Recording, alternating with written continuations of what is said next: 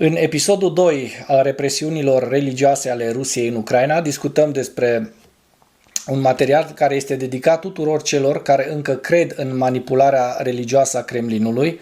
Este exact pe dos decât cred foarte mulți români neaoși, apărătorii valorilor tradiționale, ai creștinismului și ortodoxiei s-au dedat la crime, la genocid și măsuri neortodoxe împotriva ortodoxilor ucraineni sau a celorlaltor religii din Ucraina, din teritoriile ocupate. Informațiile sunt luate din raportul Institutului pentru Studierea Războiului, un grup de experți și specialiști în domeniu. Răutățile, crimele și genocidul depășesc limita imaginației noastre. Oficialii ruși de ocupație confiscă sistematic proprietățile Bisericii Ortodoxe ucrainene pentru a le transfera Patriarhiei Moscovei și elimină închinarea în limba ucraineană. Sinodul Bisericii Ortodoxe Ruse a emis o decizie de anexare oficială a eparhiilor OCU din Giancoi, Simferopol și Feodosia din Crimea pe 7 iunie 2022 din necesitatea menținerii unei legături canonice și administrative eficiente cu autoritățile bisericești centrale. 6 agenți FSB ruși au percheziționat o biserică ucraineană din Melitopol, l-au reținut și deportat pe preotul acesteia pentru că a făcut liturghia în limba ucraineană, iar apoi au închis biserica în noiembrie 2022. Autoritățile ruse au convertit mai multe biserici ortodoxe ucrainene din Ucraina ocupată în Patriarhia Moscovei. Este neclară amploarea eforturilor ruse de a converti forțat ucrainenii din teritoriile ocupate la religia ortodoxă rusă. Autoritățile de ocupație ruse nu au făcut nicio declarație explicită care să permită bisericii ortodoxe ucrainene să coexiste cu biserica ortodoxă rusă din Ucraina ocupată, ceea ce este alarmant având în vedere cazurile documentate de represiune și convertire forțată a bisericilor ucrainene ortodoxe. Forțele de ocupație ruse au vizat de asemenea alte confesiuni care sunt în mod distinct cultural ucrainene. Forțele ruse au capturat 2 preoți greco-catolici ucraineni în Berediansk în noiembrie 2022, deportându-i și închizând efectiv principala biserică greco-catolică ucraineană din Melitopol în decembrie 2022. Soldații ruși au arestat un pastor protestant și i-au închis congregația din Melitopol din cauza opiniilor sale pro-ucrainene. Campania Rusiei reprimă de asemenea minoritatea protestantă a Ucrainei.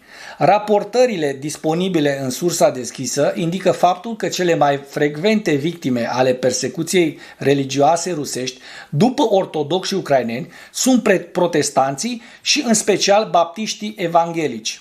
Protestanții din toate confesiunile au fost victimele a 34% din evenimentele de persecuție raportate pe care le-a observat Institutul Războiului. Baptiștii reprezentau 13% dintre victime, cel mai mare grup după ortodoxi și ucraineni. Institutul Războiului a observat rapoartele despre persecuții ale baptiștilor în apropierea orașelor ocupate Severodonetsk, Lisičansk, Mariupol și Melitopol. Persecuția forțelor ruse asupra protestanților este cea mai intensă în sudul Ucrainei. Protestanții au fost victime a 35 și a 48% din evenimentele de persecuție raportate în regiunea ocupată Herson și respectiv Zaporizhia. Protestanții au suferit 2/3 din evenimentele de represiune raportate în orașul ocupat Melitopol. Rapoartele martorilor indică faptul că conduita soldaților ruși față de protestanții din Ucraina ocupată este brutală. Trupele ruse au ocupat un institut de învățământ baptist evanghelic ucrainean din Herson din martie până în noiembrie 2022 și au stabilit acolo o garnizoană, un crematoriu pentru a incinera soldați uciși ruși. Groaznic. Rectorul institutului a declarat că soldații ruși i-au hărțuit în mod repetat pe baptiști, numindu-i spioni americani, sectanți și dușmani ai poporului ortodox rus. Ar trebui să fii complet distrus, o simplă împușcare va fi prea ușor pentru tine, trebuie să fii îngropat, au mai spus aceștia, iar un alt soldat rus ar fi spus, vom îngropa sectanți baptiști ca tine. Soldații ruși au atacat și au închis o altă biserică baptistă din Șalove, regiunea Zaporizhia, în septembrie 2022. Congregații au raportat că soldații ruși înarmați și-au întrerupt serviciul de închinare, au declarat: picioarele voastre nu vor fi aici după referendum. Avem o singură credință, ortodoxia. Legea Iarovaia a Rusiei nu recunoaște protestantismul ca religie tradițională și impune reglementări asupra practicii sale. Persecuția religioasă sistematică a Rusiei sprijină o campanie rusă mai largă de genocid cultural împotriva Ucrainei. Institutul Războiului a evaluat anterior că Rusia efectuează deportări în masă ale copiilor ucraineni și depopulează teritoriul ucrainean, în ceea ce probabil echivalează cu o campanie de curățare etnică deliberată. Institutul Războiului a evaluat că această campanie de curățare etnică face parte dintr-o campanie mai amplă de genocid cultural al Kremlinului, care urmărește eradicarea noțiunii de identitate culturală ucraineană unică. Curățarea etnică nu a fost specificată drept o crimă în temeiul dreptului internațional, dar o comisie de experți a Națiunilor Unite a descris curățarea etnică drept o politică internațională concepută de un grup etnic sau un religios pentru a îndepărta prin mijloace violente și care inspiră teroare populația civilă a altui grup etnic sau religios din anumite zone geografice. Convenția pentru prevenirea și pedepsirea crimelor și genocidului declară că genocidul include acte comise cu intenția de a distruge în totalitate sau în parte un grup național, etnic, rasial sau religios. Această definiție se aliniază cu eforturile actuale ale Rusiei de a elimina grupurile religioase ucrainene indezirabile din teritoriile ucrainene ocupate.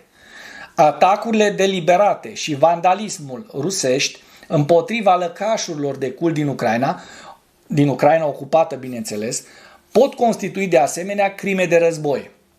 Kremlinul continuă o operațiune de informare menită să prezinte în mod fals Rusia ca un stat tolerant din punct de vedere religios, în timp ce reprimă în mod deliberat libertățile religioase în Ucraina. Putin prezintă în mod constant Rusia drept apărătorul valorilor creștine tradiționale care sprijină și religia ortodoxă, islamică, iudaismul și budismul. Iată cum îi sprijină și cum îi protejează. Kremlinul folosește această operațiune de informare pentru a acuza Ucraina de intoleranță religioasă față de Patriarhia Moscovei și pentru a câștiga favoarea comunității religioase din întreaga lume. Această operațiune de informare este în contradicție cu represiunile religioase rusești de pe teren. Ministerul ucrainean al reintegrării a indicat că rușii au redus diversitatea religioasă cu peste 50% în Crimea, de exemplu.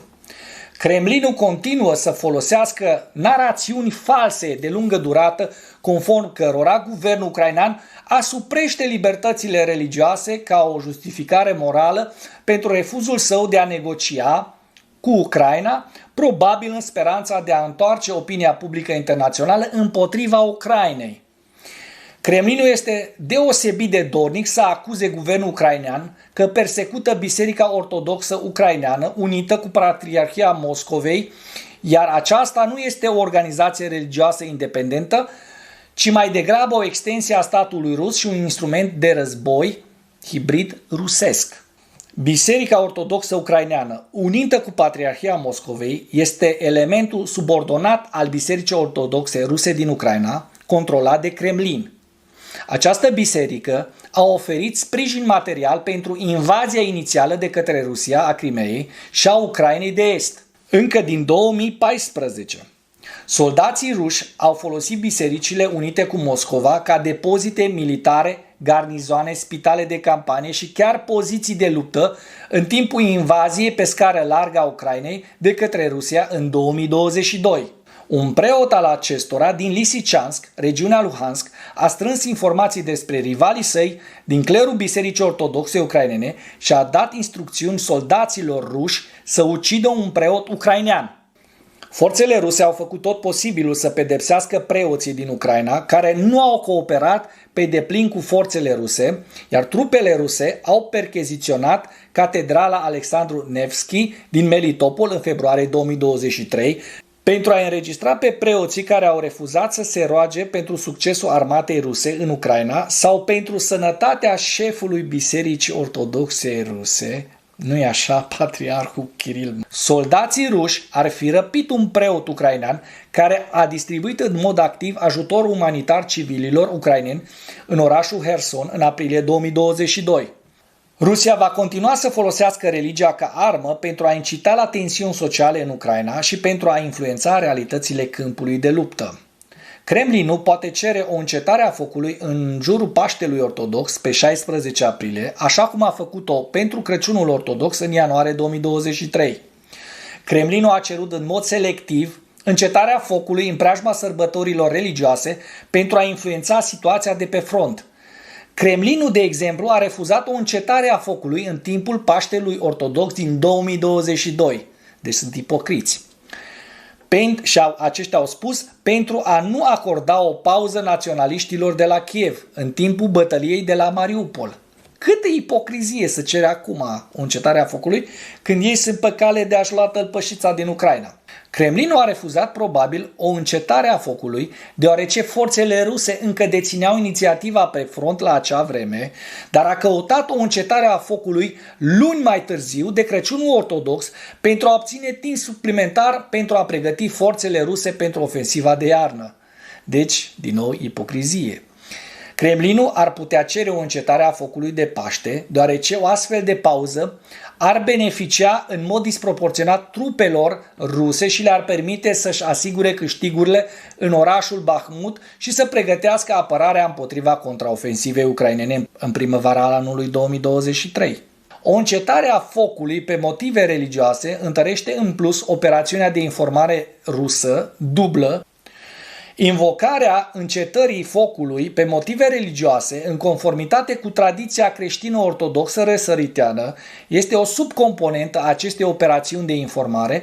Cu toate acestea, niciun combatant nu este obligat să accepte încetarea focului pe motive religioase sau de altă natură. Dacă Rusia oferă și Ucraina refuză încetarea focului pentru Paștele Ortodox, Kremlinul nu ar fi demonstrat prin urmare un devotament mai mare pentru apărarea creștinismului sau a valorilor creștine și nici nu va demonstra că Kievul respinge aceste valori.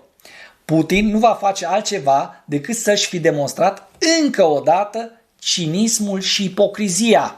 Susținătorii libertății religioase internaționale ar trebui să sprijine eforturile Ucrainei de a-și elibera teritoriile, iar libertatea religioasă în Ucraina, în special libertatea minorităților religioase, este mult mai bine apărată în teritoriile controlate de ucraineni decât în Rusia sau în zonele ucrainene ocupate de ruși.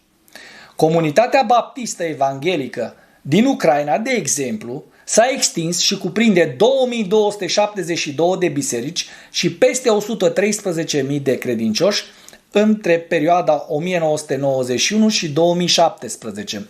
În schimb, guvernul rus a interzis efectiv munca misionară străină în Rusia și a persecutat baptiștii împreună cu multe alte secte protestante începând cu 2016. Campania de represiune religioasă a Rusiei vizează fără încetare bisericile ucrainene și minoritățile ruse indezirabile din Ucraina ocupată în mod sistematic.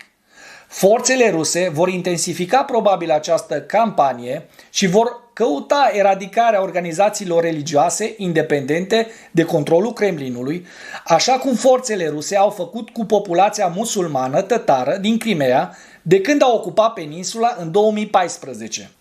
Mulțumesc că ai vizionat până la final acest videoclip. Pentru a mă susține în continuare, abonează-te la Animatura.